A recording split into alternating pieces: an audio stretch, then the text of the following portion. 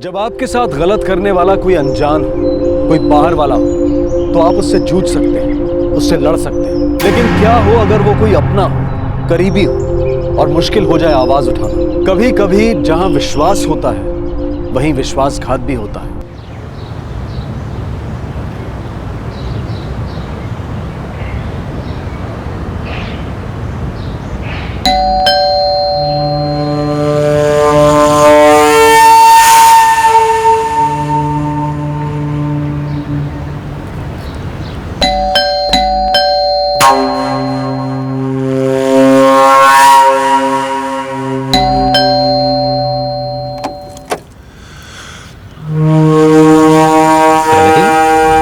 क्या हुआ बेटा? दरवाजा खोलने में इतनी देर क्यों लगा दी?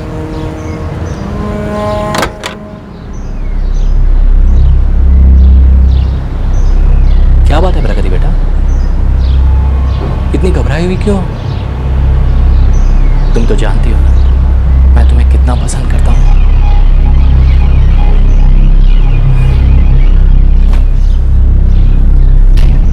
अल्लाह,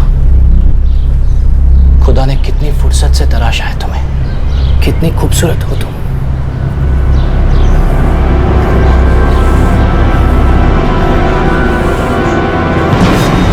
एब्सोल्युटली सर। जी सर। सर वो मैंने आपके सब कार पेपर्स चेक कर लिए हैं। आप कभी भी आके अपनी कार डिलीवरी ले सकते हैं। सर तो क्या मैं एक्सपेक्ट करूं कि कल आके आप अपनी कार डिलीवरी लेंगे?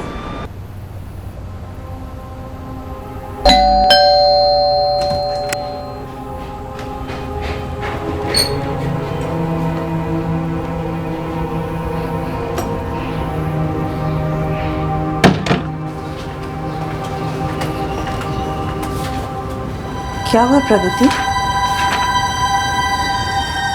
क्या हुआ? क्या बोलूं? मेरे बोलने का कुछ फ़ायदा है? हाँ, मुझे रोज़ हैरेस किया जाता है, मेंटली, फिजिकली, लेकिन आपको तो कुछ नज़र नहीं आता ना, क्योंकि आप समझना ही नहीं चाहती। तुम वापस इकबाल की बातों को लेके बैठ गई हो ना। प्रगति वो तुम्हारे पापा हैं। हाँ मैं मानती हूँ वो तुम्हारे सगे पापा नहीं, लेकिन ऐसे बार बार उन्हें ब्लेम करके मुझे भड़काना बंद करो बेटा। जब तुम्हारे सगे पापा ने हमारी जिंदगी नर्क कर दी थी ना, तो यही इकबाल हमारे लिए खड़े हुए थे। अब अपनी ये कहानियां बनाना बंद करो प्लीज।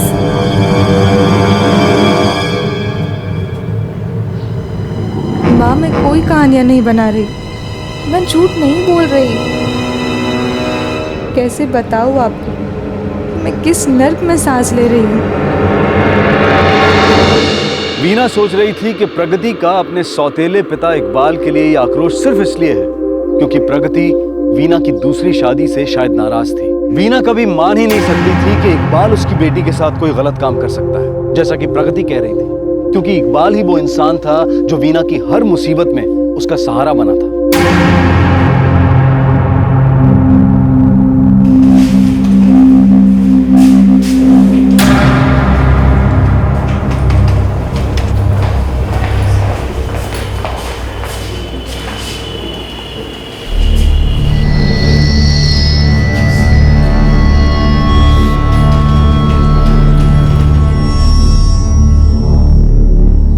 तुम दिल के जख्मों को तो छुपा लोगे, लेकिन इन जख्मों का क्या?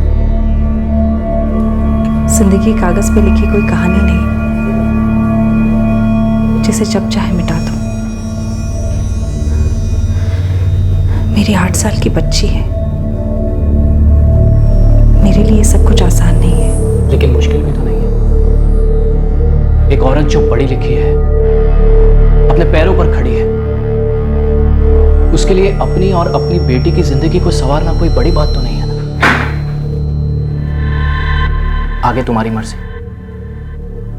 या तो अपने घर में अपने पति के हाथों तिल तिल मरती रहो, या तो घर की दहलीज को लांग कर जिंदगी को गले लगाओ। फैसला तुम्हारा है। और तुम जो भी फैसला लोगी उसमें मैं तुम्हारे साथ रहूंगा, एक दोस्त की तरह।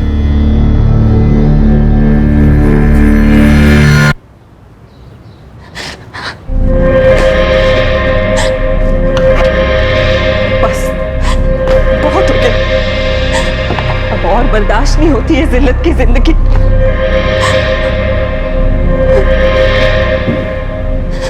हम इतनी ही हवा में सांस लेंगे बेटा, हम इतनी ही हवा में सांस लेंगे। तुमने हमें ये सब कुछ पहले क्यों नहीं बताया? और बेटा 9 साल तक तुम ये सब अकेली सहती रही।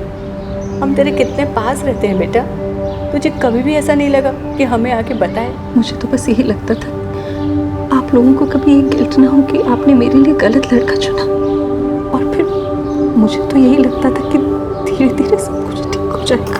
अरे वीना, पर आप कुछ ठीक होते हो मुझे दिखाई नहीं दे रहा पापा। बस अब और बर्दाश्त नहीं होता। तेरे दर्द को देखकर दुख तो हो गए हमें। चाहे तू ये सब कुछ पहले बताती, जब चुपचाप सह रही थी, या फिर अब बता रही जब तू उसे छोड़ के आई है। तुझे दुखी देखकर हम कैसे चैन से रह सकते बेटा? इकबाल,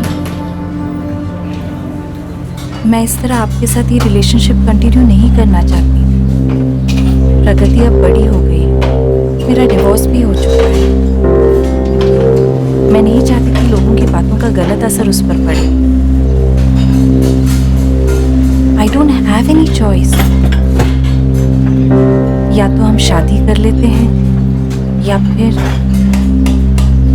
इस रिलेशनशिप को यहीं पे रोक देते हैं। मैं तुमसे प्यार करता हूँ वीना, और हर कदम पर तुम मुझे अपने साथ आओगी।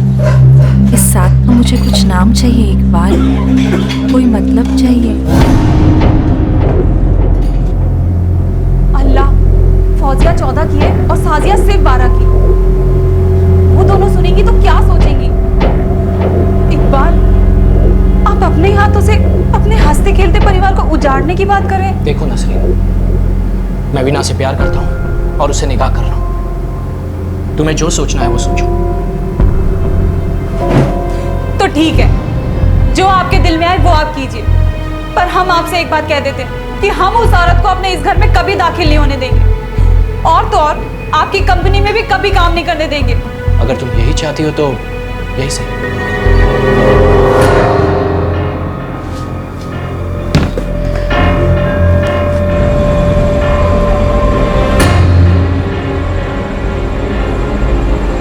बेटा, संचित तलाकशुदा है, लेकिन वो एक अच्छा इंसान है।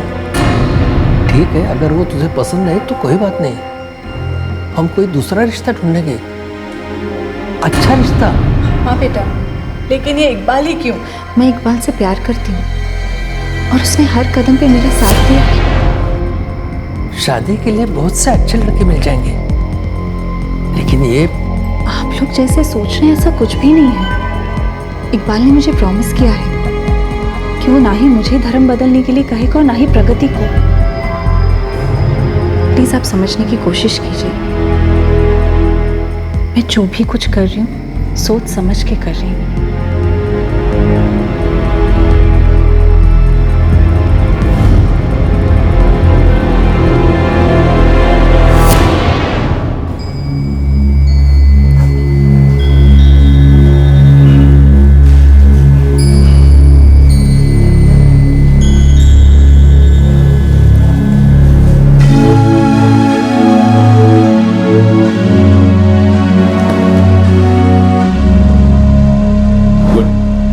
Congrats Veena, congrats Iqbal. Thank you Rashmi. बहुत बहुत शुक्रिया। अरे भैया, ये दोनों मियाँ बीवी हैं। Now chairs for them.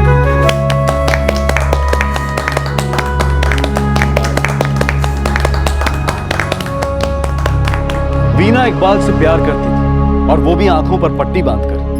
अपने खास लोगों के मुंह से उसने इकबाल के बारे में बहुत गलत बातें सुनी थी, लेकिन वो इकबाल से इतना प्यार करती थी कि उसे इकबाल में सिर्फ वही दिखता था जो वो देखना चाहती थी।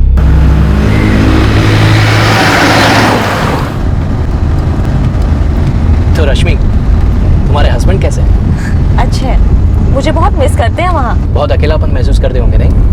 हाँ, थोड़ा बहुत। और तुम? मैं भी। हाँ, तुम्हारी तो अभी अभी शादी हुई है। 8 महीने हुए होंगे नहीं? जी। वो फॉरेन कंट्री में और तुम यहाँ, बहुत अकेलापन होगा ना जिंदगी में? हाँ वो तो है। चलो एक बात, thank you so much, bye. Rashmi, हाँ अकेलापन बहुत ही खौफनाक और डिप्रेसिंग होता है। हाँ पर मैं खुश हूँ, वो भी खुश है, कोई प्रॉब्लम नहीं है। यू नो, कभी कभी मैं भी बहुत ही अकेलापन महसूस करता हूँ।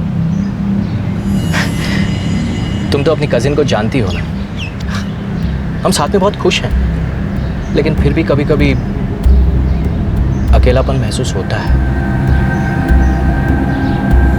मुझे लगता है हमें मिलते रहना चाहिए ताकि हम एक दूसरे के साथ अपने दिल की बात शेयर कर सकें, अपनी मुस्कुराहट और अपने अकेलेपन को बांट सकें। ओके इकबाल, मैं चलती हूँ, बाय।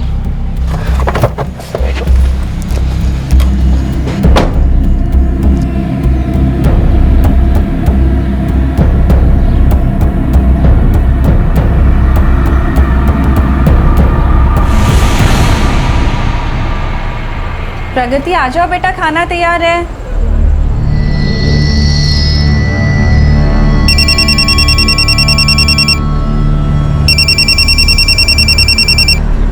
हेलो रश्मि, कैसी हो तुम? बहुत दिन हो गए, कोई खबर नहीं। अच्छा वीना, एक बात बता, तुम्हारे और इकबाल के बीच में सब ठीक चल रहा है ना?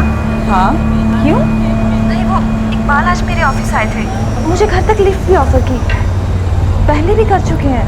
हाँ तो पता है मुझे, तुम्हारे बॉस भी तो उनके क्लाइंट ही है ना? वीना, वो इकबाल बहुत दिनों से मुझे कुछ हिंट देने की कोशिश कर रहे हैं।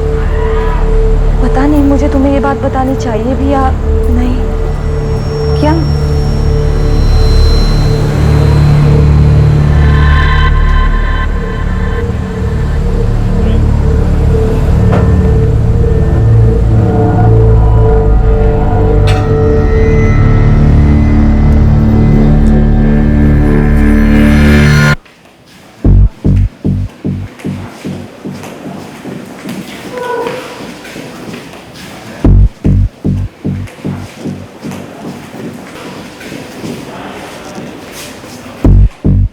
क्या? ये रश्मि की प्रॉब्लम क्या है? वो सोच भी कैसे सकती है कि मैं उसके साथ कुछ ऐसा करना चाहता हूं? वो पागल हो गई है क्या? और उसके साथ साथ तुम्हारा भी दिमाग खराब हो गया? हाँ?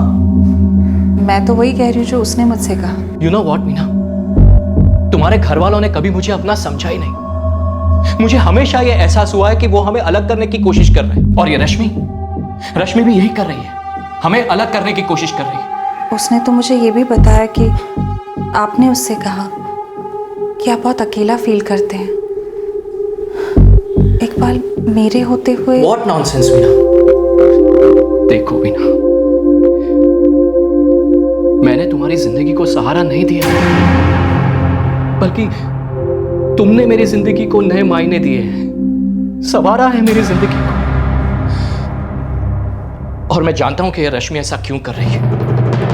भले ही वो तुम्हारी कजिन, लेकिन दिल ही दिल में वो तुमसे चलती है।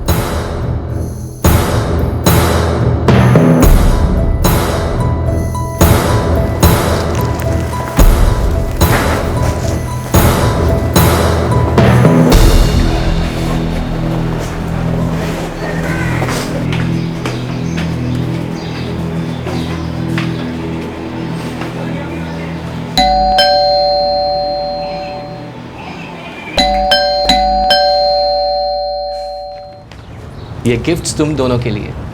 प्रगति, ये तुम्हारे लिए और ये तुम्हारे लिए। क्यों? ये ड्रेसेस तुम दोनों पे बहुत अच्छी लगेगी। प्रगति, अपने पापा को पहन के नहीं दिखाओगे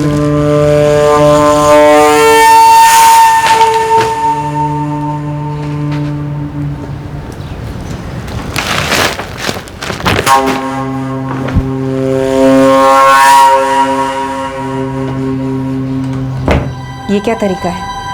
माँ, आप चाहती थी ना कि मैं बाहर आऊँ, मैं बाहर आई और उस आदमी ने मुझे जो दिया मैंने आपके लिए चुपचाप रख लिया। तुम्हारे पापा तुम्हारे लिए कपड़े लेके आए हैं। अपनों को इतना ईगो दिखाना ठीक नहीं है बेटा, बस कपड़े ही तो पहन के दिखाने हैं। आपका इकबाल कोई पहली बार मेरे ड्रेस लेकर नहीं आया है। वो तुम्हारे पिता हैं। सौतेले पिता। ठीक है, मान लिया वो तुम्हारे सौतेले पिता हैं, लेकिन बेटा ये ड्रेसेस तो तुम्हारे लिए हैं। 3 साइज छोटी ड्रेस। हर बार वो मेरे लिए इतने छोटे कपड़े क्यों लाता है? क्योंकि वो मेरी बॉडी को इन छोटे छोटे कपड़ों में देखना चाहता है माँ। आपको ये बात समझ में नहीं आती है ना? दिमाग में कचरा भर के रखा है तूने। खुले दिमाग से सोचना सीख प्रकृति, प्लीज।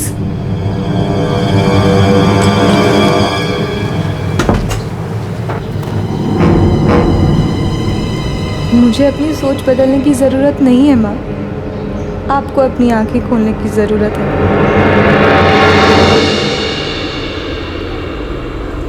इकबाल, प्रगति के बिहेवियर के लिए आई एम रियली सॉरी। उसमें सॉरी कहने की क्या ज़रूरत है? होता है, वो टीनेज में है और इस उम्र में बदलाव आते हैं, फिजिकली, मेंटली, हर तरह के। प्लीज़ तुम ये सब बातों को सीरियसली मत लो और उसे समझने की कोशिश करो। पता नहीं क्यों वो ऐसी बातें करती है मेरा दिल दुखाने के लिए। तुम्हें पता भी है वो कैसे? वो इतना कुछ पढ़ती है, इतना कुछ देखती है, कहानियाँ तो बनाएगी, और वो हर हफ्ते अपने असली पिता से भी तो मिलने जाती है, और वो इंसान तुम्हें कभी खुश नहीं देखना चाहता मीना। पता नहीं वो प्रगति को क्या क्या सिखाता होगा। इसलिए प्लीज़ तुम ये सब बात अपने दिमाग में मत लाओ। बस तुम खुश रहा करो, क्योंकि तुम्हारी खुशी में ही मेरी खुशी है।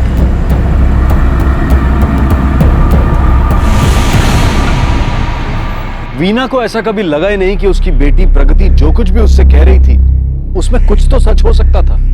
और दूसरी तरफ प्रगति की हालत ऐसी थी कि वो ये बात अपनी मां के अलावा और किसी को नहीं बता सकती थी कि उसके साथ क्या हो रहा था। इकबाल के बुरे बर्ताव की खबरें वीना को अक्सर मिलती रहती। वीना थोड़ी देर के लिए सुनकर परेशान तो होती, लेकिन उसने कभी भी इन बातों पर यकीन नहीं किया।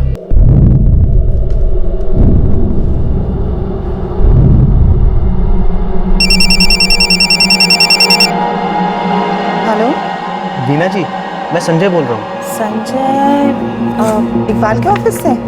जी हाँ। हाँ बोलो संजय। मैं आपसे मिलना चाहता हूँ, कुछ पर्सनल काम है। लेकिन संजय काम क्या है ये तो बताओ। वो क्या हम मिलकर बात कर सकते हैं? दरअसल मुझे आपकी मदद की ज़रूरत है। अच्छा ठीक है, 1:30 बजे मेरा लंच ब्रेक रहता है, तो हम तब मिल सकते हैं। हाँ संजय बोलो। वीना जी, बात यह है कि 2 महीना पहले श्वेता नाम की एक लड़की ने हमारे ऑफिस में ज्वाइन किया था। ओके। और एक दिन वो इकबाल सर के केबिन से भागती हुई बाहर आई और वो बहुत रो रही थी।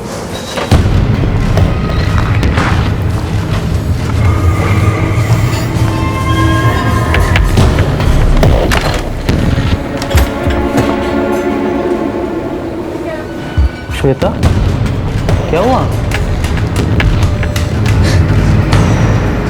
और उसके 3 दिन बाद श्वेता ने नौकरी छोड़ दी। तुम कहना क्या चाहते हो? श्वेता ने मुझे बताया कि इकबाल सर उसके साथ फिजिकल होना चाहते हैं।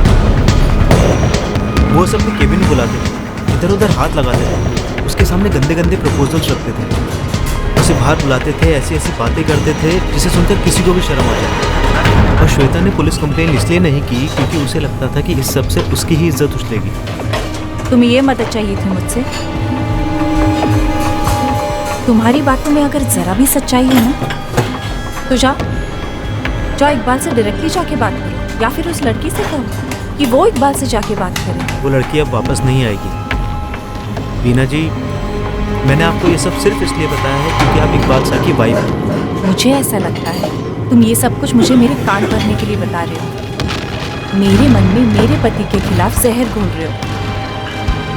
मुझे नहीं पता तुम्हें यहाँ पे किसने समझा बुझा के भेजा है, पर मैं सिर्फ ये कहना चाहूँगी संजय, ये हथकंडे तुम कहीं और आजमाना। चलती हूँ।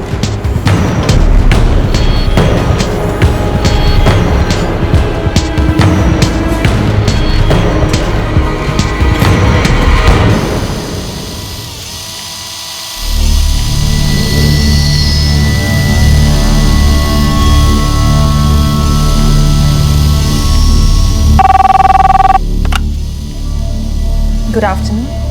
Every car sales and services.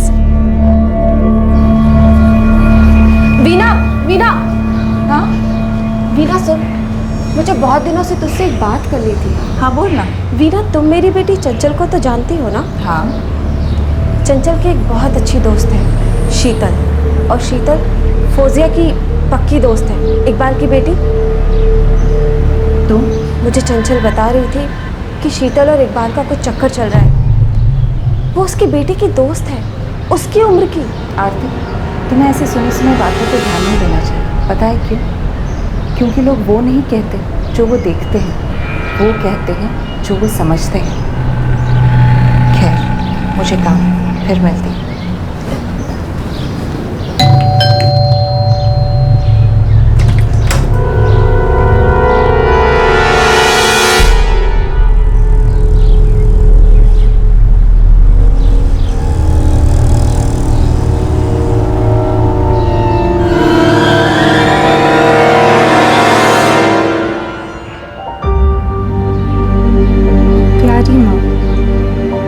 माँ, मैं जानती हूँ कि मेरे पापा एक बहुत ही बुरे इंसान थे, लेकिन सच तो ये है कि उनसे कहीं बुरा इंसान तो ये इकबाल है। हर रोज़ जब ये अकेले में मेरे साथ होता है, उस वक्त मुझे घुटन होती है। ये रोज़ मेरा फ़ायदा उठाता है, अपने गंदे हाथों से मुझे छूता है। लेकिन आपको ना तो कुछ नज़र आता है और ना ही आप मेरी बात पर यकीन करेंगी, क्योंकि इसने आपके ऊपर जादू कर रखा है। आप उसके मन में मेरे लिए प्यार तो देख पाती हैं, लेकिन वो हवस नहीं देख पाती जो इसकी आंखों में मेरे लिए है। आपको मेरी बात पर यकीन नहीं है ना? लेकिन जब मैं ये दुनिया छोड़कर चली जाऊंगी, तब आप मेरा यकीन जरूर करेंगे।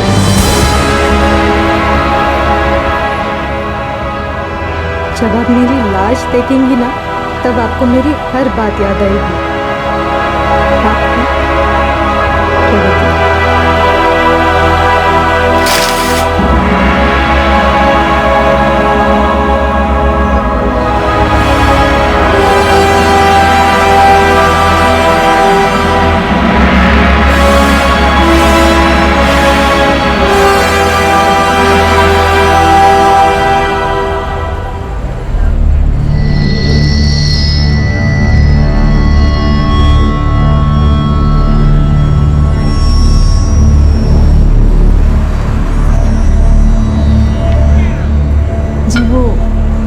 जावेद के घर वाले दिसंबर तक निकाह कर देना चाहते हैं। अरे वाह, ये तो बहुत ही अच्छी बात है। फौजिया का क्या कहना है?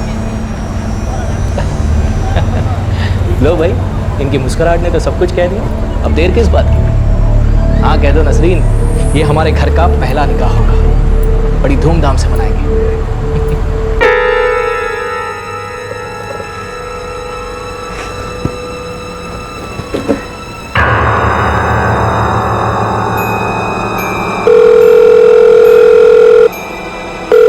हाँ जान, कैसी हो? आप कल आए नहीं? हाँ, वो मैं नसरीन के साथ था। एक्चुअली बात है कि वो फौजिया का निकाह तय हो गया है और इसी सिलसिले में नसरीन को मुझसे कुछ बात करनी है। आप आज रात आएंगे? हाँ हाँ ऑफ कोर्स जान, तुमसे दूर कैसे रह सकता? तुम में तो हमारी जान अटकी हुई है। Love you.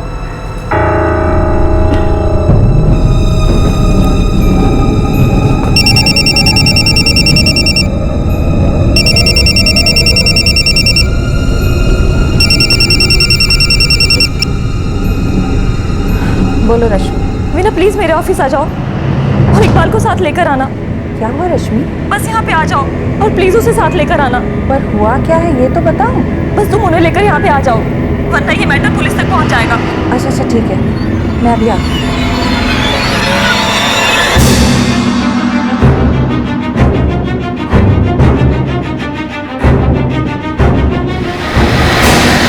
वीना, लेकिन हुआ क्या है? मुझे कुछ भी नहीं पता इकबाल, शायद वो किसी परेशानी में हो। परेशानी थी तो बता भी नहीं सकती थी, अपनी परेशानी दूसरों के साथ बता दी। इकबाल, हुआ उनका कुछ? रश्मि, क्या हुआ? सब ठीक तो है ना रश्मि? तुमने अचानक हमें फोन करके यहाँ बुला लिया, बात क्या है? हाँ, ये वही आवाज थी।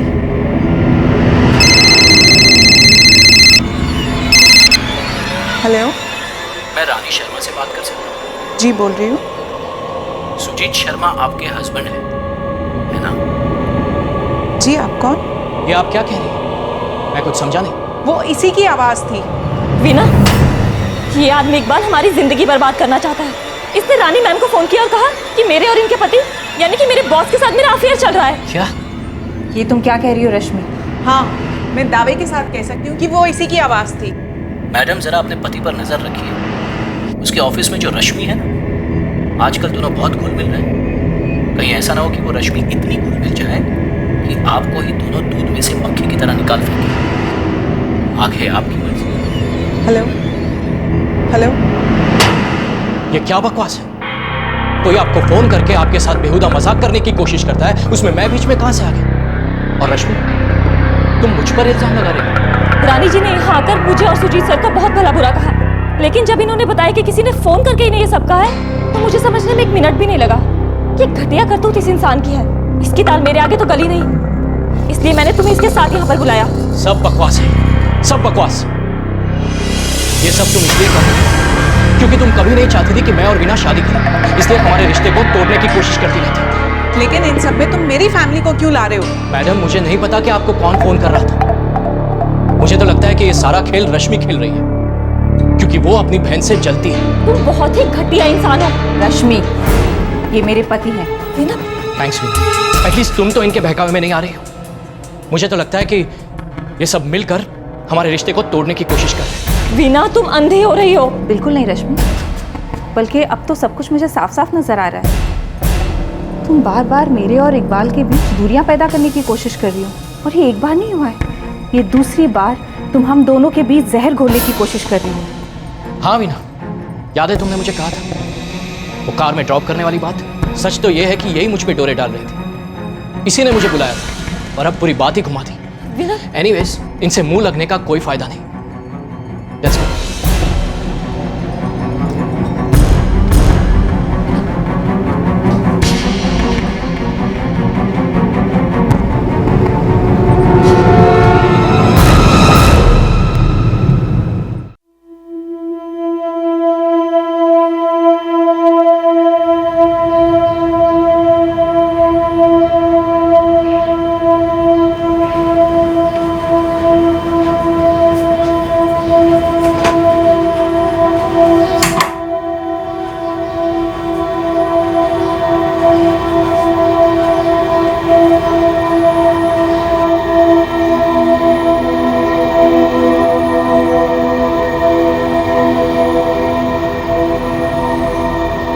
लेकिन जब मैं ये दुनिया छोड़कर चली जाऊंगी, तब आपको मेरी हर बात याद आएगी।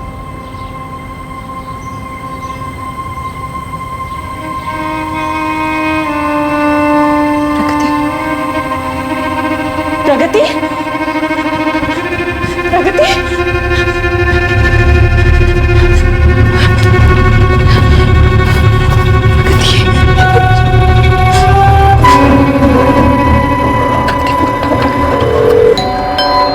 प्रगति, तुम कहाँ बेटा?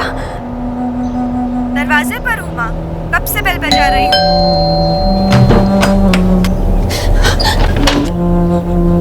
प्रगति, प्रगति, तूने ऐसा सोच भी कैसे लिया बेटा? तू क्या करने जा रही थी?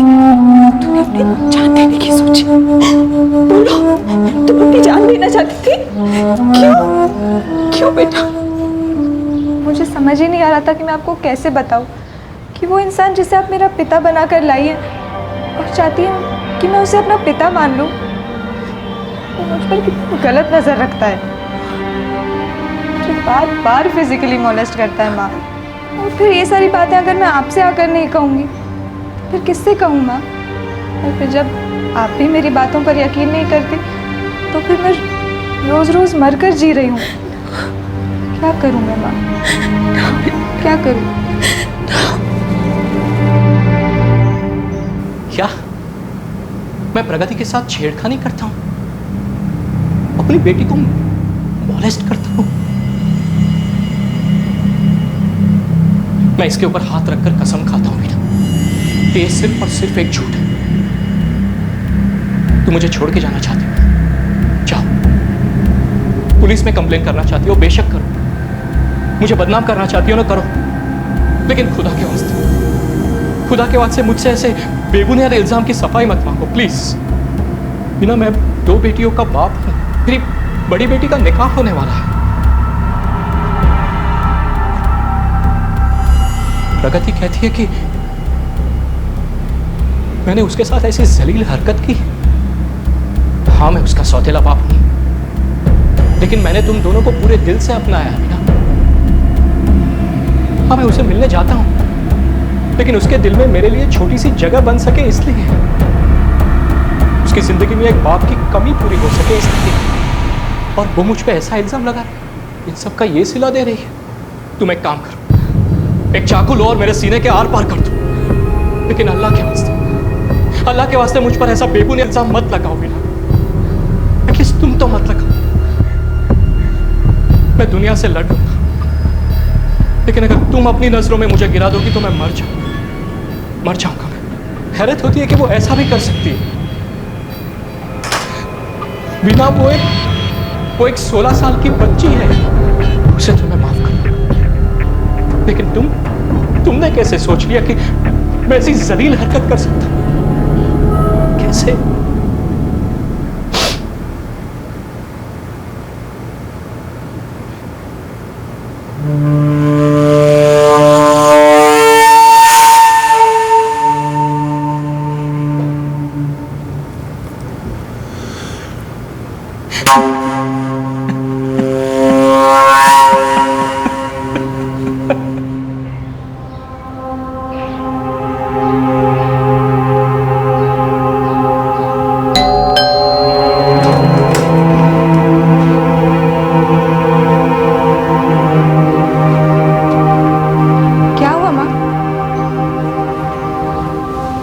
ग्रो अप प्रगति, और अपनी ये सारी हरकतें बंद करो।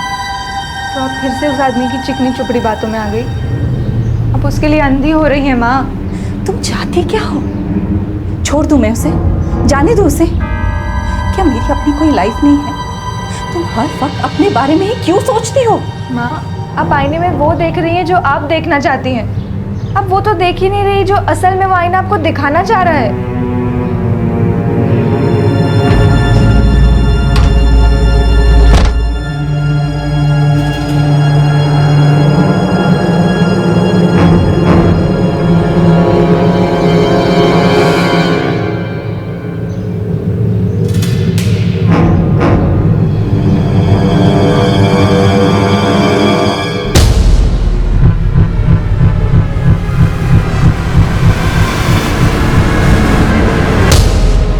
क्या सब इकबाल के खिलाफ कहानियां बना रहे थे? ऐसी क्या बात थी कि सबके बार बार इकबाल के खिलाफ बोलने के बाद भी वीना का इकबाल पर विश्वास अटल था? क्या सच कभी वीना के सामने आ पाएगा? वैसे सवाल यह भी है कि सच आखिर था क्या?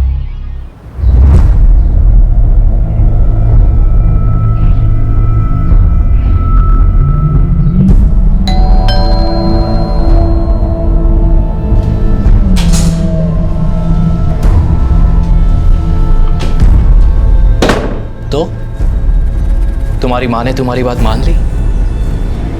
नहीं ना, मानेगी भी नहीं, क्योंकि वो सिर्फ मुझ पर यकीन करती है। तुम एक बहुत ही नीच इंसान हो। ये सब कहने का क्या फायदा प्रगति? अब होगा वही जो मैं चाहूंगा, है ना?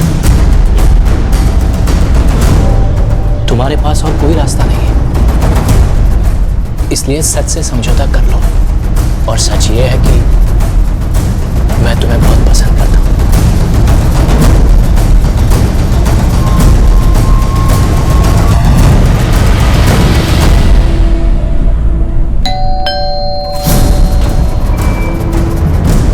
अरे, अब जब तुम जान ही गई हो कि तुम्हें इसी सच के साथ जिंदगी गुजारनी है, तो कम से कम दरवाजा मुस्कुरा के तो खोला करो।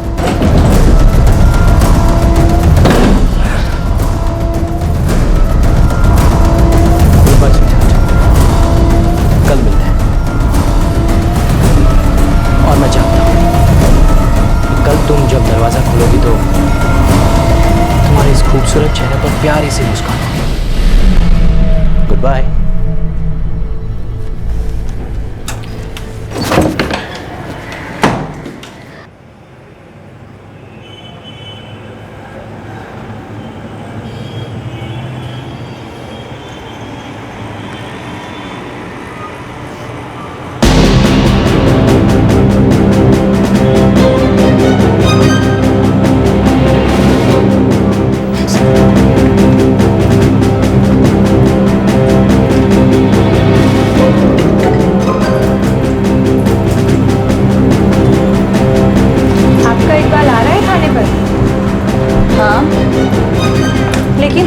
पापा कह के बुलाओगे तो सुनने में ज़्यादा अच्छा लगेगा।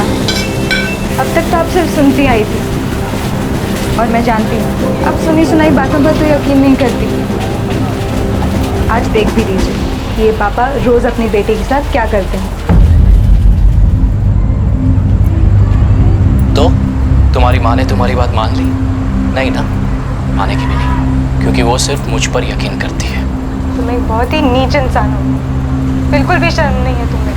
ये सब कहने का क्या फायदा प्रगति? अब होगा वही जो मैं चाहूंगा, तुम्हारे पास और कोई रास्ता नहीं है।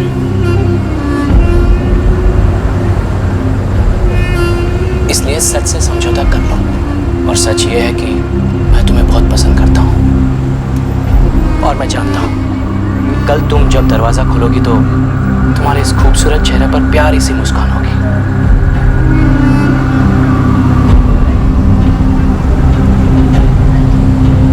ये वो सच है जो मैं रोज जीती हूँ।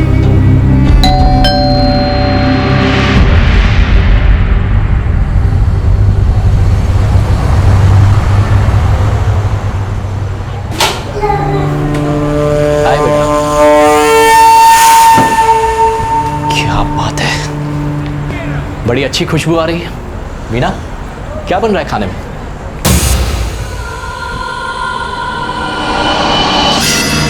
क्या हुआ?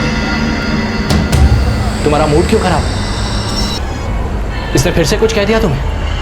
हाँ प्रगति, क्या कहा अपनी माँ से? उसे क्यों बार बार डिस्टर्ब करती रहती हो तुम? हाँ? मीना! मीना! बता जो मेरी माँ को हाथ लगाने की भी कोशिश की तो। ये क्या कर रही हो तुम? क्या पट्टी पढ़ाई इसने तुम्हें? तो तुम्हारी माँ ने तुम्हारी बात मान ली? नहीं ना, मानेगी क्योंकि वो सिर्फ मुझ पर यकीन करती है। तुम एक बहुत ही नीच इंसान हो, बिल्कुल भी शर्म नहीं है तुम्हें। ये सब कहने का क्या फायदा प्रगति? सब झूठ है, सब झूठ है। मुझसे उलझने की कोशिश कर रही हो तुम? हाँ, छोड़ूंगा नहीं, बर्बाद कर रख दूंगा तुम। अगर ये क्लिप किसी को दिखाकर मुझे बदनाम करने की कोशिश की तो जीना आराम कर दूंगा तुम तो, जीना आराम कर दूंगा।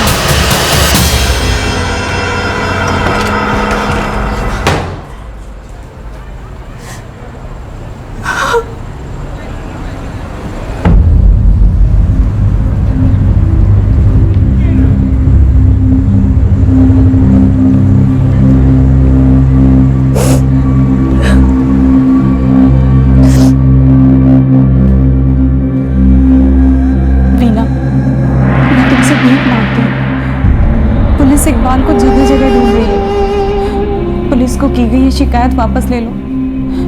देखो, मेरी बेटी फौजिया का निकाह तय हुआ है।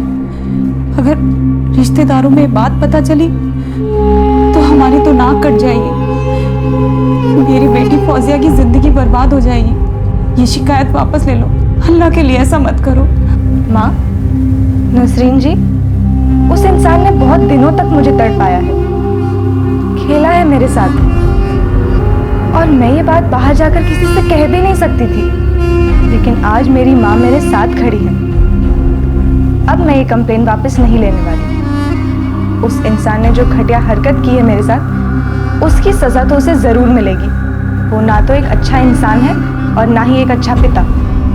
और अगर मैं उसे ऐसे ही छोड़ दूंगी तो वो न जाने और कितनी लड़कियों के साथ ऐसी हरकत करेगा। हो सकता है कि ये सब कुछ किसी और घर में भी हो रहा होगा।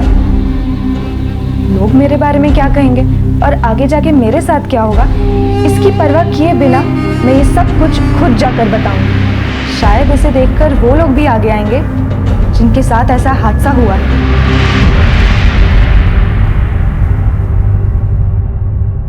इकबाल को अरेस्ट करने में कुछ वक्त लगा। उसने माँ और बेटी को डराने के सारे हथकंडे अपनाए, लेकिन दोनों ने हार नहीं मानी। एक काबिल वकील ने प्रगति का केस अपने हाथों में लिया और इकबाल की घटिया हरकतों से पूरी दुनिया को रूबरू करवाया। प्रगति और वीना अपनी जिंदगी को फिर से संवारने की कोशिश कर रही हैं। इकबाल को सेक्शन 354A के तहत असॉल्ट और criminal force to a woman with the intent of outraging her modesty और पॉक्सो यानी कि protection of children from sexual offence act के सेक्शन 12 के तहत गिरफ्तार किया गया है। जब गलत करने वाला कोई बाहर का होता है तो उसे पहचानना हमारे लिए आसान होता है। हम उसे ठीक करने का हर संभव प्रयास करते हैं, उसकी शिकायत दर्ज करते हैं, गलत करने वाले को सजा दिलवाते हैं। लेकिन जब गलत करने वाला हमारे घर के अंदर का ही हो तो ये सब बहुत मुश्किल हो जाता है। जिसके साथ गलत होता है वो अक्सर इस द्वंद में रहता है कि वो अपनी ये बात किससे करे। कोई ऐसा जो उसकी बात पर विश्वास करे, सही कदम उठाए। इस बात का डर भी रहता है कि कहीं उसकी बात का गलत मतलब तो नहीं निकाल लिया जाए। हम प्रगति की हिम्मत की दाद देते हैं कि उसने अपने साथ हो रहे अपराध के खिलाफ आवाज उठाई और सही कदम उठाकर उस इंसान को कानून के हवाले करवाया। जब भी कोई बच्चा किसी के खिलाफ गलत हरकत करने की शिकायत करे या कोई ऐसा बर्ताव जिसमें बच्चा अनकंफर्टेबल फील करे तो उसे नजरअंदाज ना करें, बल्कि उस बात पर खास तौर से ध्यान देने की जरूरत है। हमारे आज के एपिसोड की दूसरी कहानी।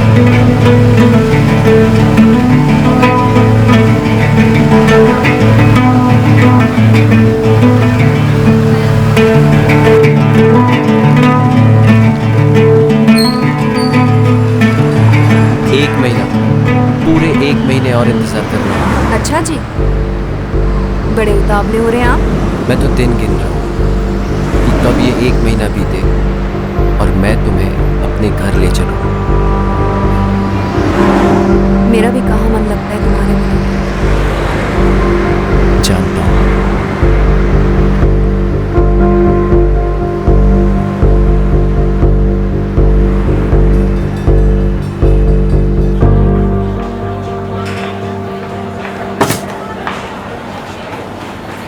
हाँ, ये फॉर्म लीजिए मैडम। इधर पेशेंट का पूरा नाम, पूरा एड्रेस बराबर भरने का और वहाँ कैश काउंटर पे पैसे जमा करवा देना। यहाँ राइट साइड।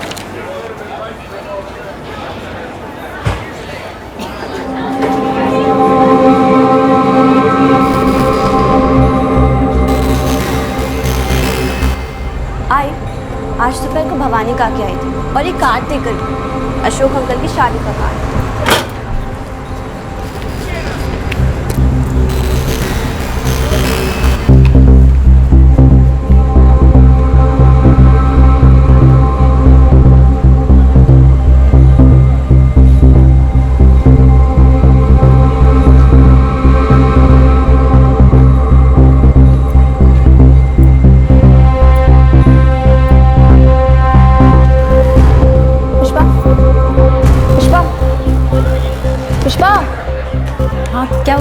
डॉक्टर भरत को कॉल करो और उन्हें ओटी नंबर 4 दो। हाँ, अभी करते। एक हॉस्पिटल में रिसेप्शनिस्ट की नौकरी कर रही पुष्पा परेशान नजर आ रही थी।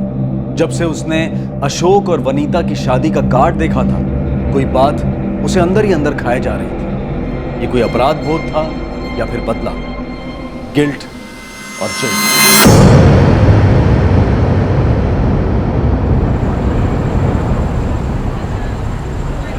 मैं भी आऊँ तेरे साथ? वैसे भी संडे को कोई क्लासेस नहीं है। लेकिन मैं और मेरे फ्रेंड सैटरडे को ही जा रहे हैं। एक दिन बाद जाओगे तो क्या बिगड़ेगा? राधिका, तो अपने दोस्तों को बोलना संडे को जाएं, वो भी चले जाएगी साथ में पिक्चर देखने। मैं भी करती हूँ, मेरे क्लासेस के लिए एडजस्ट। तू नहीं कर सकती? कीर्ति, चुपचाप खाना खा। महादेव तुला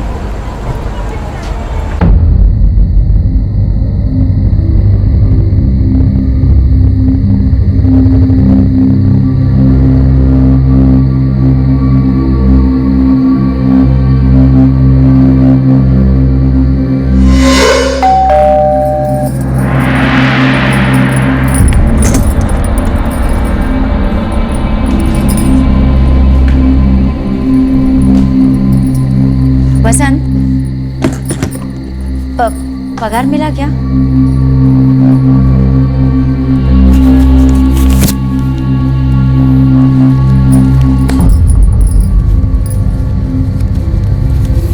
वसंत, ये तो खाली 5,000 है, बाकी के 2,000 अपने लिए भी कुछ रखो कि सब तुझे ही दे दूं। वसंत, मैं इतने दिनों से दुकान से उधार चीज लेके आ रही हूँ। तुम हर महीने जो भी कमाते हो, एक तो उसमें से कम देते हो, ऊपर से जो देते हो उसमें से भी दारू पीने के लिए मांगते रहते हो। ऐसे घर कैसे चलेगा वसंत? ए चुप, ये तो फिर से फटके पड़ेंगे कल रात जैसे। भूल गई क्या?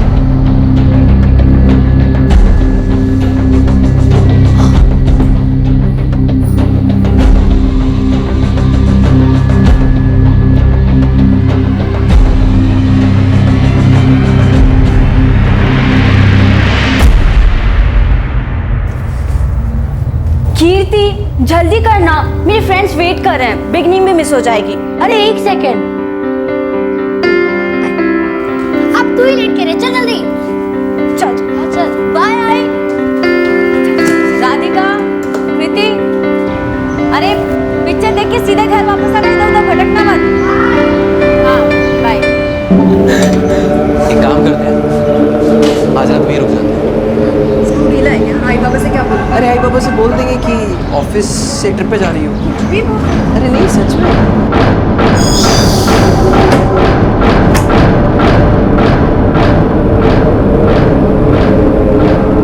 हे भटकाधिपति, करता हूँ मैं सच्चाई और अच्छाई की भक्ति, दिख जाए मुझे अगर हो विद्यालय में कोई जादू। हाँ, तब मैं गवर्नमेंट सेक्टर में था। तो आपके डिपार्टमेंट में किसी को इस बारे में पता नहीं चला? नहीं। केशव जी, अब आप रिटायर हो चुके हैं, इतने बरसों पुरानी बात है। अब आप सच बताएंगे तो शायद आपकी पेंशन रोक दी जाए। मैं जानता हूँ, लेकिन मैंने जाली सर्टिफिकेट और जाली मार्कशीट बनाकर ये नौकरी हासिल की थी और 32 वर्षों से उसी नौकरी से मैंने कमाया है। तो पछतावा हो रहा है आपको? Are you feeling guilty? जी। तो आपने डिसाइड किया कि आप इस टीवी शो पर आके कन्फेस करेंगे? हाँ जी। पर अब इतने बरसों बाद क्यों? ये मैंने जो किया वो गलत था। अब मेरे बच्चे बड़े हो रहे हैं, अपने अपने करियर की शुरुआत करने जा रहे हैं और मैं नहीं चाहता कि वो मेरी गलती दोहराए। हो सकता है आपके बच्चे ये शो देख रहे हो।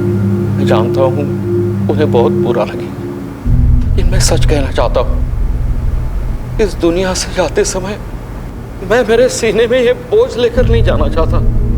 मैं अपने परिवार से, मेरे ऑफिस के साथियों से माफी चाहता हूँ।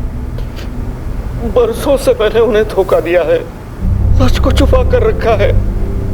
मैं आप सबका दोषी हूँ। प्लीज प्लीज मुझे माफ कर दीजिए, प्लीज।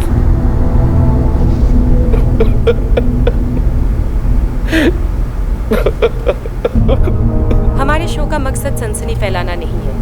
ये तो बस एक प्लेटफॉर्म है जहाँ पर लोग आके सच कहते हैं, अपने दिल का बोझ हल्का करते हैं, ऐसी बातें जो अंदर ही अंदर उन्हें खा रही है।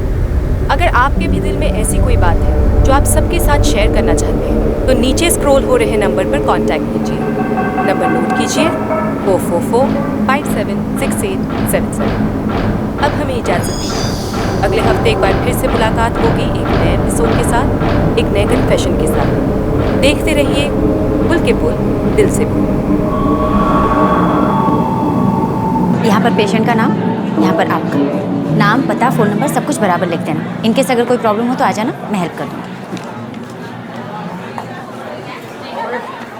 अगर आपके भी दिल में ऐसी कोई बात है जो आप सबके साथ शेयर करना चाहते हैं, तो नीचे स्क्रॉल हो रहे नंबर पर कांटेक्ट कीजिए।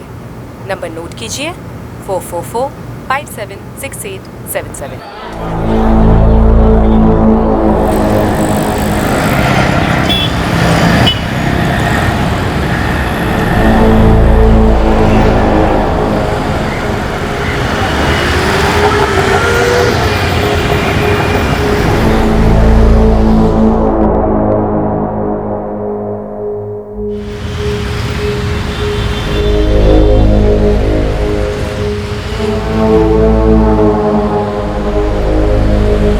भैया, मुझे वो वनिता दलवी के घर जाना है। आपका नाम मैडम? जी, शर्मिला। एक मिनट।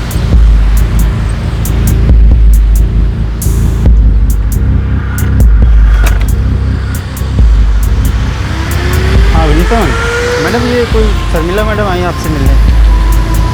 एक मिनट मैडम।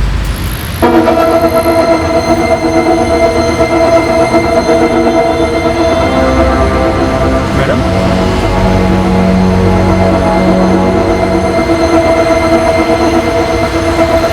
मैडम वो तो चली गई।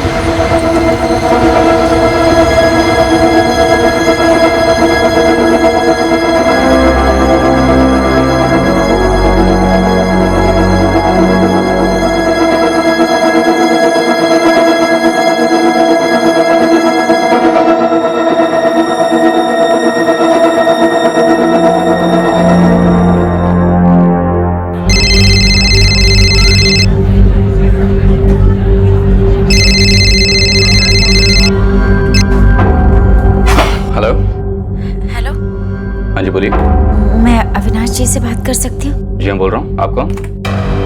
हेलो। पुष्पा सुरभि। तो बताइए मैं क्या सहायता कर सकता हूँ आपकी? मैंने आपका प्रोग्राम देखा था संडे को। ओके। मुझे भी आपके प्रोग्राम में आना है। तो कुछ कहना चाहती हैं आप? जी। तो पुष्पा जी, मैं आपका कॉन्टैक्ट नंबर नोट कर लेता हूँ। तो जो नंबर मेरे फोन में डिस्प्ले हो रहा है, ये नंबर आप ही का है, राइट? जी। सो इट्स 44468989, सही है? जी, मेरा ही नंबर है। पुष्पा जी, मैं आपसे जानना चाहूंगा कि आप हमारे शो में आकर क्या कहना चाहती हैं? जी, वो पर्सनल है।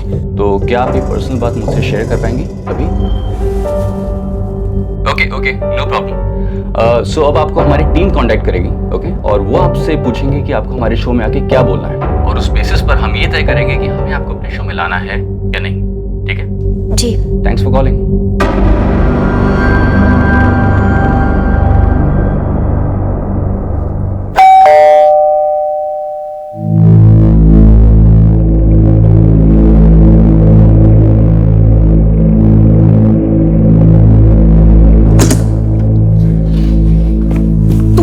वेट करने को इतना ही घंटा लग रहा था वेट करने को, तो चली जाती। तुझसे ना कभी कुछ टाइम पे नहीं होता है। पुष्पा ने टेलीविजन शो पर अपने दिल की बात बताने का फैसला कर लिया था, कुछ ऐसा जो वो अपने अंदर छुपाए बैठी थी। क्या था ये राज? उसके सच बताने से किसकी जिंदगी पर असर पड़ने वाला था और कैसे? सिक्योरिटी गार्ड ने पहले भी देखा था उसे, कह रहा था एक बार पहले भी मिलने आई थी, पर अचानक लौट गई। शर्मिला, तुम्हारे अभी वाले ऑफिस से या कहीं तुम्हारे पुराने ऑफिस से तो नहीं है? मैं किसी शर्मिला को जानती ही नहीं हूँ। तो फिर इतना टेंशन मत लो, हो सकता है कुछ बेचने आई होगी। फिर अचानक क्यों लौट जाएगी ऐसे, और स्पेशली मुझसे क्यों मिलने आई?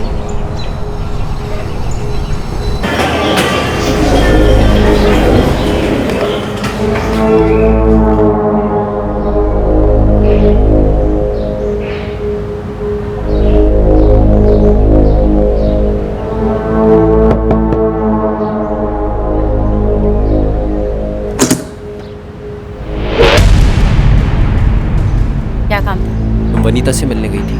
क्यों? तुम्हें लगता है मुझे उससे मिलने जाना चाहिए था? अगर तुम उससे मिलकर उसे कुछ बताने की कोशिश कर रही हो तो रुक जाओ। जो बीत गया सो बीत गया, अभी आगे की लाइफ बर्बाद मत करो।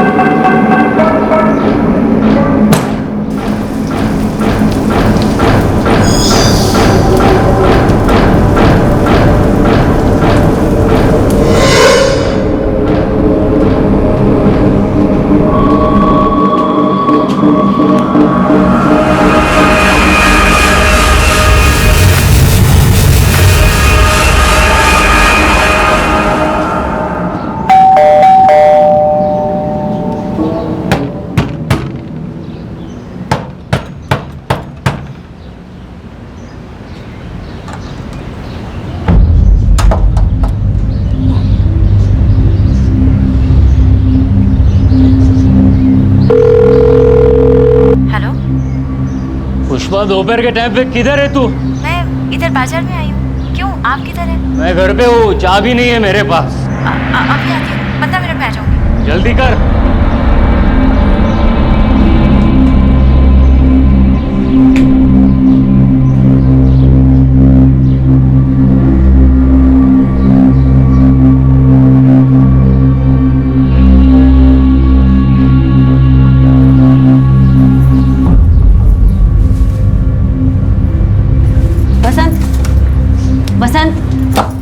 वसंत, उठो, अंदर चलो।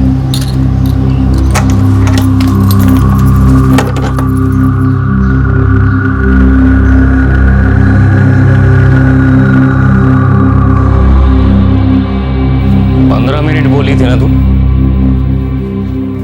आधा घंटा हो गया।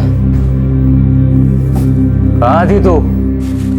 आपका फोन आया तो मैं भाग भाग के आ ही रही थी, मगर रास्ते में कीर्ति और राधिका की टीचर मिल गई। उन्होंने पकड़ लिया। बच्चों की प्रोग्रेस रिपोर्ट के बारे में बात करनी थी, इसलिए देर हो गई। राधिका कीर्ति तो स्कूल में है ना? उनकी टीचर बाजार में कहाँ घूम रही है? हाँ?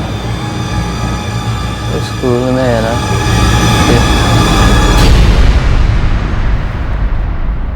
क्या हुआ? वसंत घर आ गया, उसके पास चाबी नहीं, बाहर बैठा हुआ। इससे पहले तो कभी दोपहर में घर नहीं आया। लेकिन आज आ गया और दारू पी कर आया।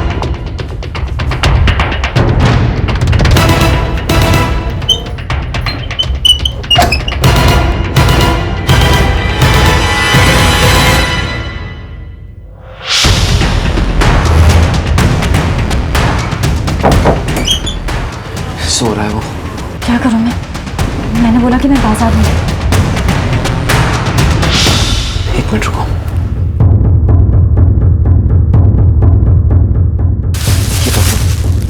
ये पकड़ो।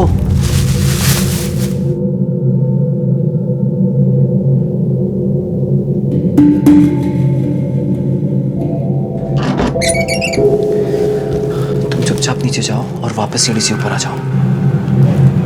जाओ। आ जाओ।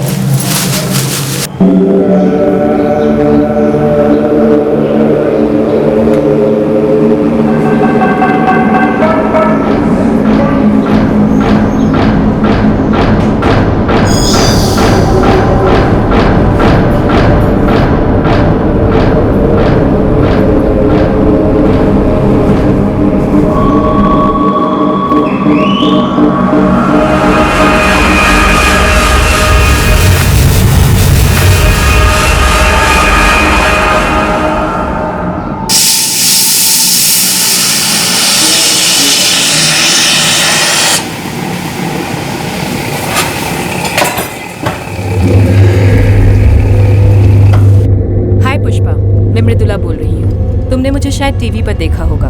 मैं खुल के बोल दिल से बोल शो की एंकर बोल रही हूँ। जी जी, मैंने आपको देखा है। तो क्या हम अभी बात कर सकते हैं?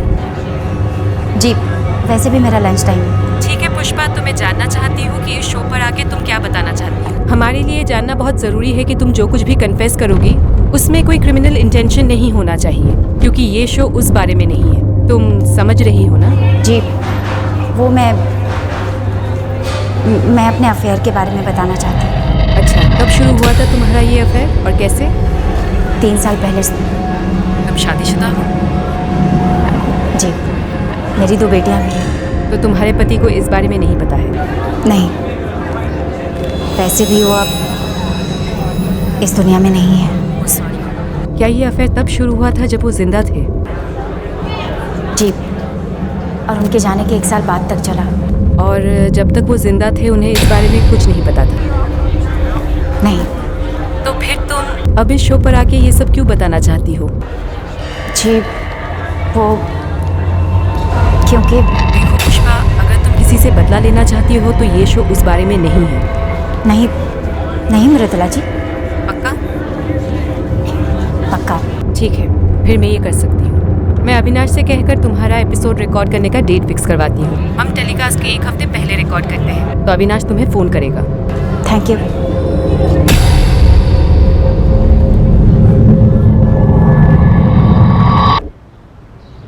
तो क्या कहना चाहती है बेटी? बाबा, कुछ ऐसा है जो मुझे बहुत पहले ही सबको बता देना चाहिए था। कोई ऐसी बात तो नहीं है ना जिससे सबको तकलीफ हो?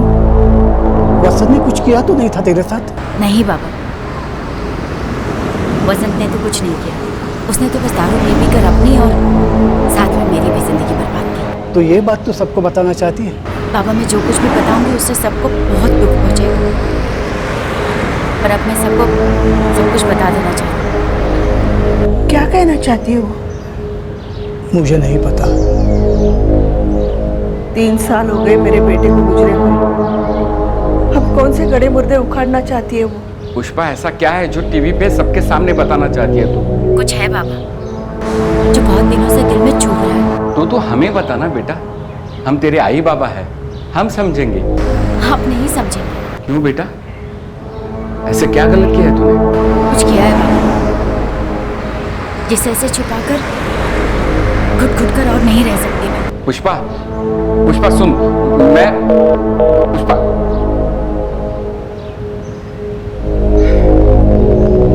बता नहीं ये क्या कर रही है।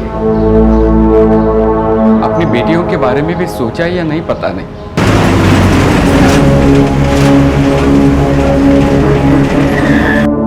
क्या हुआ? क्या बोलना है आपको? बेटा वो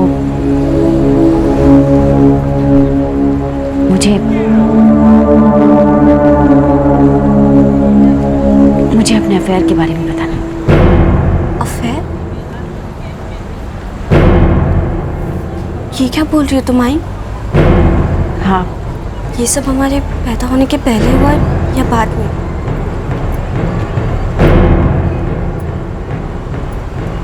तुम दोनों के पैदा होने के बाद। पापा जिंदा थे तब? हाँ, और उनके गुजर जाने के बाद तक चला। तो अब क्यों बता रही हो आप सबको आई? आज तक हमें कुछ नहीं पता था और ना ही किसी और को। अब कोई क्यों जानना चाहेगा इस सब के बारे में? आई तो टीवी पे जाके सबके सामने ये सब बोलना चाहती है? तो झूठ बोल रही है? नहीं बेटा, कुछ और भी है जो तू हमसे छुपा रही है?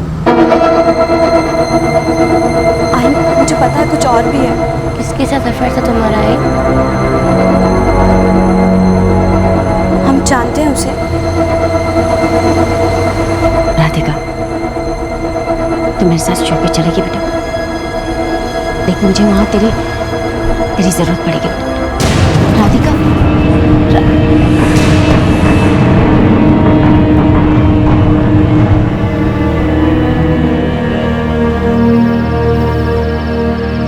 राधिका, तूने ऐसा क्यों कहा कि आई कुछ छुपा रही है? पता नहीं, मुझे बस ऐसा ही लगा। कुछ समझ में नहीं आ रहा। कहीं हमसे जुड़ी कोई बात तो नहीं?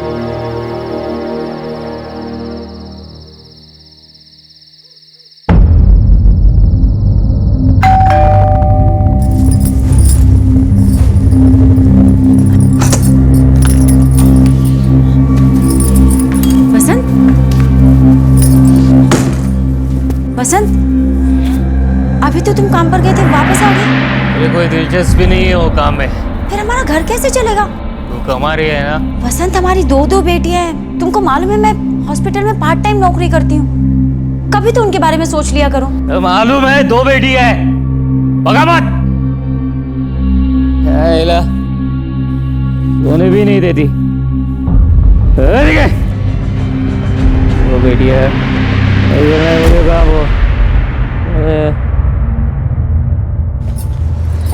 वसंत, मैं हॉस्पिटल जा रही हूँ, ध्यान रखना घर का। वसंत, वसंत,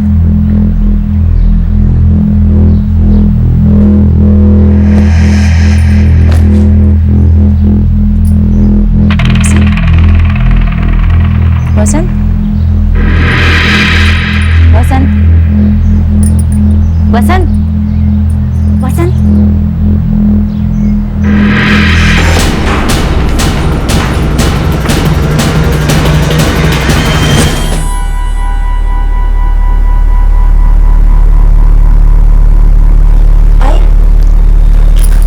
डॉक्टर साहब। आई एम सॉरी पुष्पा, लगता है इसे अटैक हुआ था, कार्डियक अरेस्ट।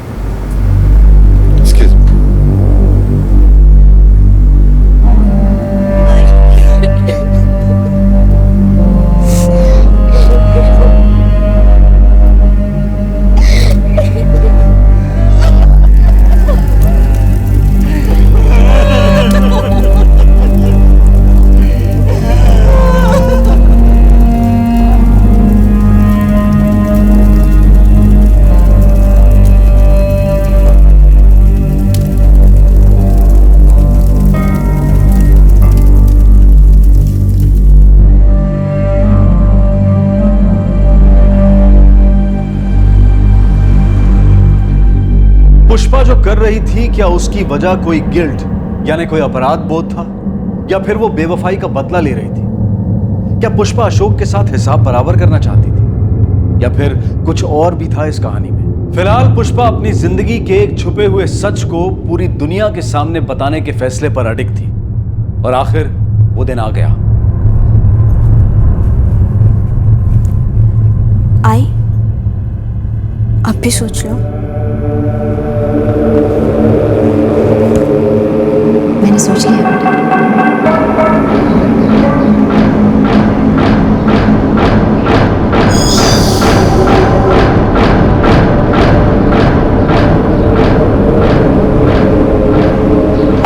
अशोक, ये तुम्हारी नेबर इतने अजीब से क्यों देखती है तुम्हें? पता नहीं।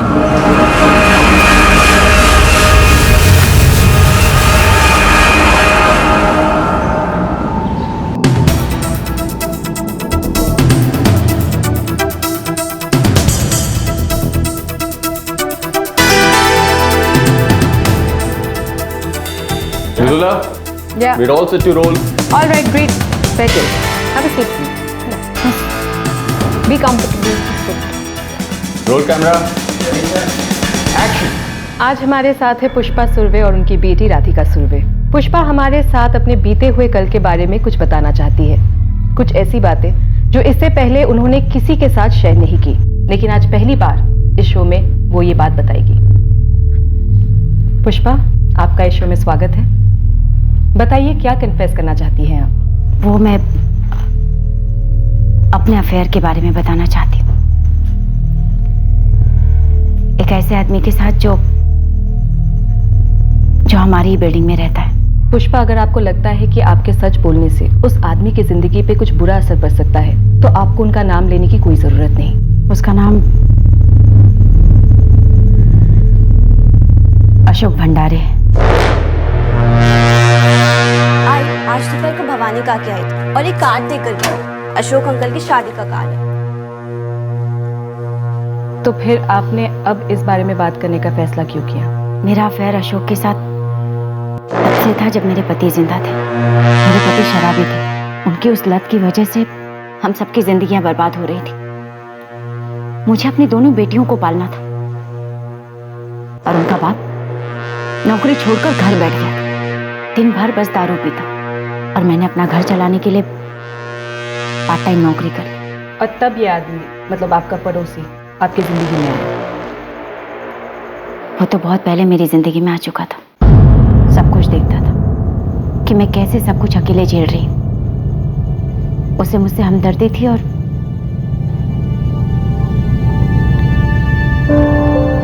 मुझे वो अच्छा लगने लगा।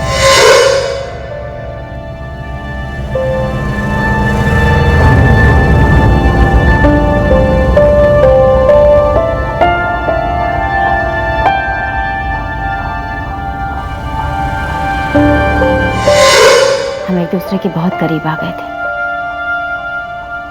उसने कहा कि वो मुझसे शादी करना चाहता है। अशोक, ऐसे कैसे छोड़ दूं मैं उसे? तू उसके साथ जी कैसे सकती है? पति है मेरा वो। एक बेवड़ा जो रोज मारता है तुम्हें। ऐसा होता है क्या पति? अशोक, वो मेरे 2 बच्चों का बाप भी है। बाप? क्या किया आज तक उस बाप ने अपने 2 बच्चों के लिए? छोड़ दे उसको, अपने लिए, अपनी बेटियों के लिए। लोग क्या कहेंगे सोचा है? ये लोग आते हैं तेरे आंसू पोंछने। अशोक, आता है कोई? आता है कोई मदद करने? अशोक, जब कोई औरत अपने पति के साथ रहती हुई ये सब सहती है ना, तो लोगों को उस पर दया आती, उसके लिए दुख महसूस करते। लेकिन वही औरत अगर अपने पति को किसी और के लिए छोड़ दे तो यही समाज उसे गाली देता है। तू सोच पुष्पा, तू उस बेवड़े के साथ जीना चाहती है क्या मेरे साथ? सोच ले, एक बार उससे छूट जाएगी तो हम अपनी जिंदगी शुरू कर सकते हैं। जानती हूँ अशोक, पर ये सब इतना आसान नहीं है। मेरे 2 बच्चे हैं, राधिका, कीर्ति, मेरे आई बाबा हैं, और फिर तुम्हारे घर वाले कैसे समझाएंगे उन सबको? क्या कहेंगे वो लोग? कौन क्या कहेगा मुझे फर्क नहीं पड़ता पुष्पा। मैं जो सोच लेता हूँ वही करता हूँ, अपनी मर्जी से जीता हूँ, अपनी लाइफ के डिसीजंस मैं खुद लेता हूँ। और आपने अपने पति को नहीं छोड़ा? हिम्मत ही नहीं थी। लेकिन आपने तो कहा था कि आपके पति 3 साल पहले ही गुजर गए थे। जी। तो फिर आपको और अशोक को मिलने से कौन रोक सकता था?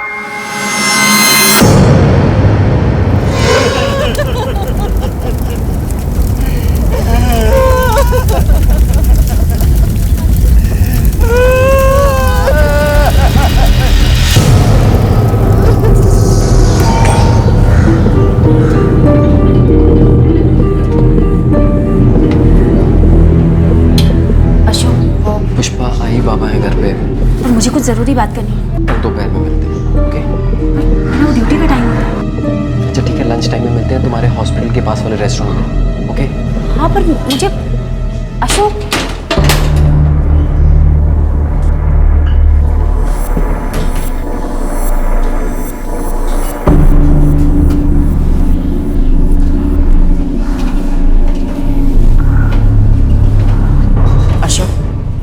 आजकल तुम मुझे अवॉइड क्यों कर रहे हो? पुष्पा, जो हुआ सो हुआ, अभी वापस से वो जिंदगी शुरू नहीं कर सकते। बहुत कुछ बदल गया है। क्या बदल गया? पुष्पा, तुम्हारी 2 बेटियां हैं, उनके बारे में सोचो। तुम बात को घुमाओ मत। बसंत को गुजरे पूरे 2 साल हो चुके हैं और तब से तुम शादी की बात को टाल रहे हो। अब हम शादी क्यों नहीं कर सकते? अशोक, मुझे सही सही बताओ, तुम्हारे आई बाबा ने तुम्हारी शादी नक्की कर दी है ना?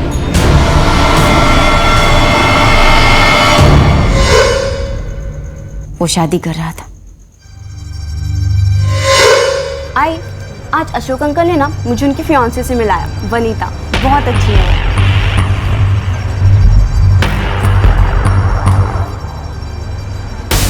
अशोक, तुमने मुझसे कहा था कि तुम मुझसे शादी करना चाहते हो। पुष्पा, समझने की कोशिश करो, मेरे आई बाबा नहीं मानेंगे। पहले तो तुम बहुत सीना ठोक कर कहते थे कि तुम अपनी जिंदगी अपने हिसाब से जीती हो। मैं वही करता हूँ जो मैं सोचता हूँ। मैं अपनी जिंदगी के फैसले खुद लेता हूँ। अब क्या हो गया? अपनी मर्जी से ही जी रहा हूँ। मैंने सोच लिया है, मैं वनीता से ही शादी करना चाहता हूँ और ये मेरा खुद का डिसीजन है। हमारे बीच जो कुछ भी था वो सब खत्म हो गया है। प्लीज अपनी जिंदगी तुम अपने हिसाब से जियो और मुझे मेरी जिंदगी जीने दो।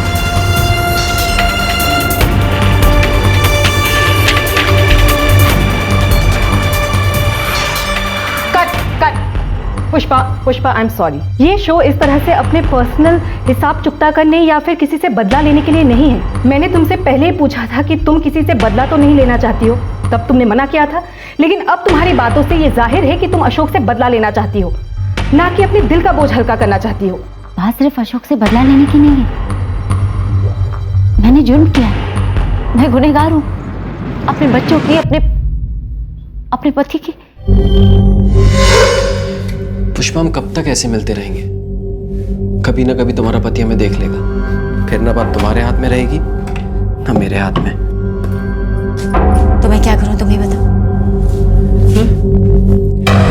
अशोक, ये सब इतना आसान नहीं है। तो कब तक इंतजार करोगी? उसके मरने तक? अशोक, वैसे भी वो मर ही रहा है पी के, कौन सा जी रहा है? पुष्पा, क्या तुम्हें सच में लगता है तुम उसके साथ जी सकती हो?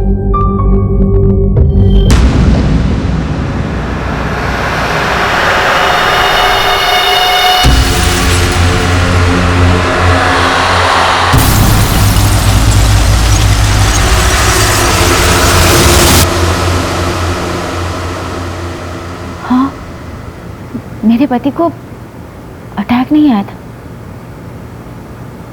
बल्कि उसे हम दोनों ने मिलकर मारा था।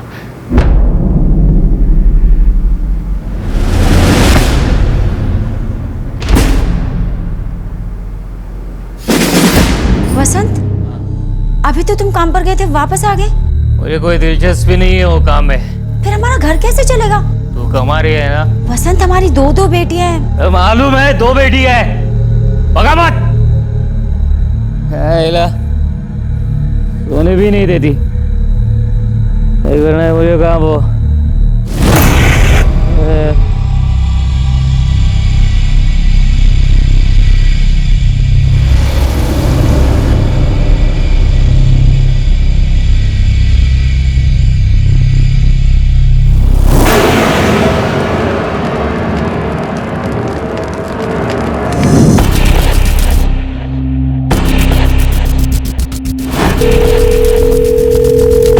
अशोक, वो बहुत ज्यादा नशे में। तू बिना आवाज के दरवाजा खोल, मैं आता हूँ।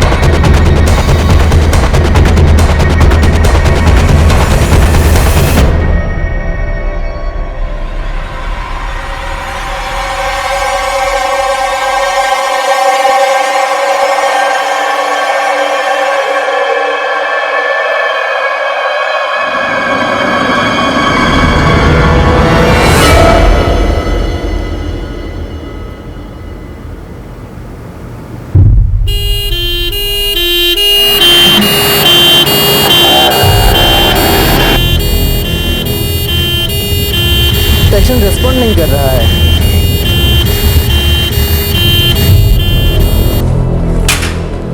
क्या हुआ आई? पता नहीं बेटा, हमेशा की तरह आज भी तेरे बाबा ने बहुत पी रखी थी।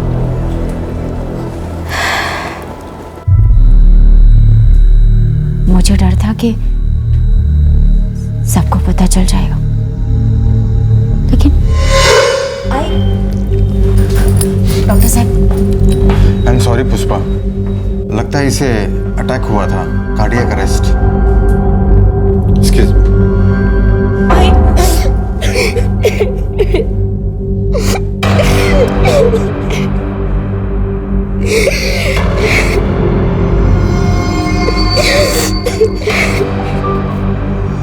किसी को कुछ पता नहीं चला। डॉक्टर ने कहा कि अटैक है। थैंक गॉड, मैं यही सोच रहा था बस किसी को कुछ पता ना चले।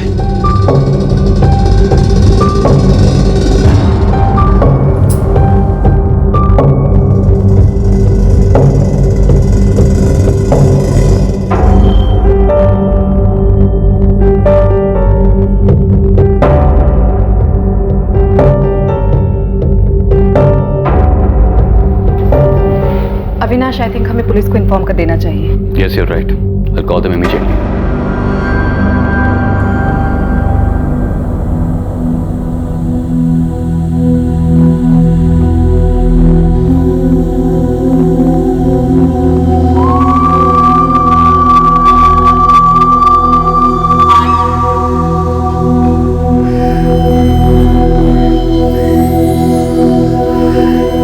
तो ये बोलना चाहती थी टीवी पे सबके सामने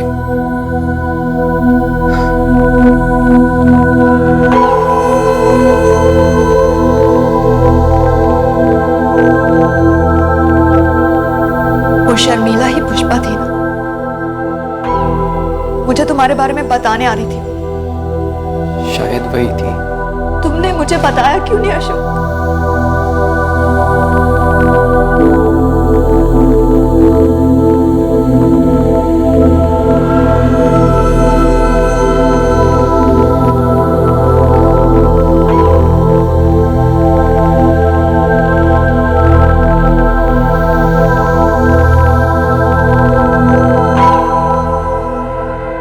पुष्पा ने शूटिंग स्टूडियो में अपना जुर्म कबूल कर लिया, फिर पुलिस को अपना बयान भी दिया।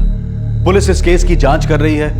अशोक और पुष्पा इस वक्त न्यायिक हिरासत में हैं। अपराध बोध या बदला, यह वाकई बेवफाई का बदला ही था जिसने अपराध बोध को जन्म दिया था। पुष्पा ने यह माना कि अशोक के धोखे ने ही उसे इस जुर्म को कबूल करने पर मजबूर किया। उसने कभी सोचा भी नहीं था कि इतना सब कुछ हो जाने के बाद अशोक पलट जाएगा और किसी और से शादी कर लेगा। सबसे बड़ा सच यह है कि जुर्म कभी छुपा नहीं रह सकता। Crime never page. शायद कुछ लोग ये कहेंगे कि अगर अशोक और पुष्पा एक दूसरे के साथ रहते, शादी कर लेते, तो यह अपराध कभी सामने नहीं आता। लेकिन ऐसा नहीं हुआ। जुर्म की नींव पर अगर आप कोई इमारत बनाएंगे तो यकीन मानिए वो ज्यादा दिन तक नहीं टिक पाएगी।